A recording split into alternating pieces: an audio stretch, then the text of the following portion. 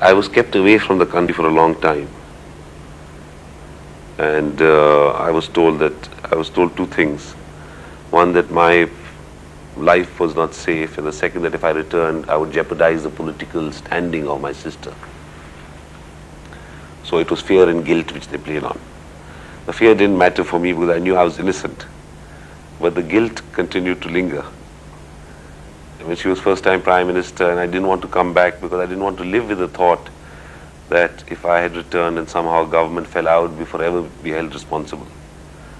But in the end, it was no longer possible to stay out, and my mother herself was telling me from the beginning that you must come back and face the cases in court.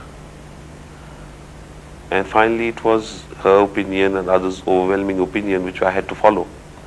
I could not forever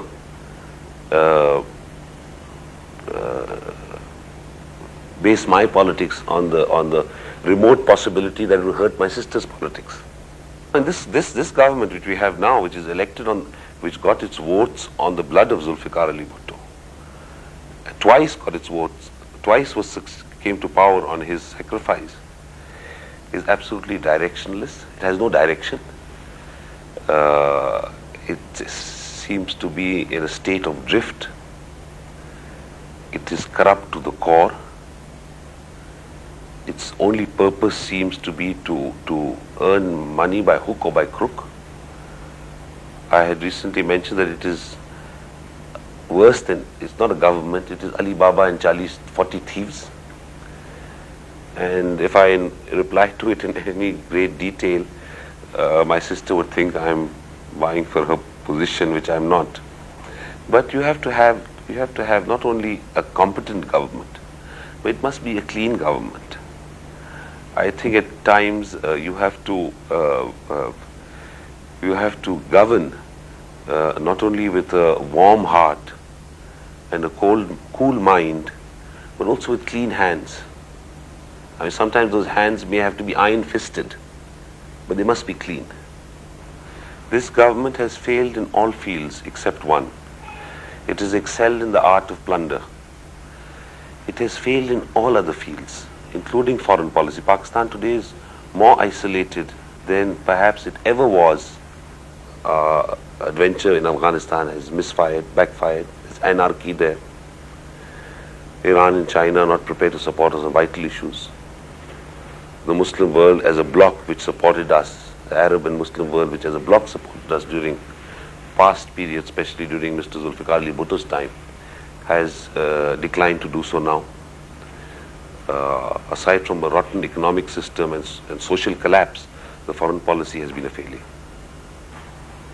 Mr. Murtza wants that his father's party, the way it was, clean, no outsiders, I mean, that he wants a clean party. He says, why, if we are asking for democracy, why don't we have democracy in the party? Why don't we have elections in the party? And he's right. She made police, women police, okay? Did you read about that German lady who was robbed? I read it in the papers. The German lady, somebody went to her house and robbed her of her Deutschmarks or whatever. She went to the lady police office, police station, and the police women, they beat her up, arrested her, put her in the thana, and robbed her more. Now what I'm saying is that who are these police women? You know, if she thought about it, or if she had discussed it with me, I would have said, get police women from the villages. There are a lot of women from the villages who are clean, who don't know the chalaki and things of the city.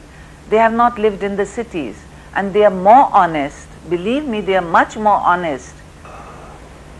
Mr. Bhutto's government was a government with a comprehensive socio-economic program and also a vital political program. He provided the first constitution, democratic constitution to this country,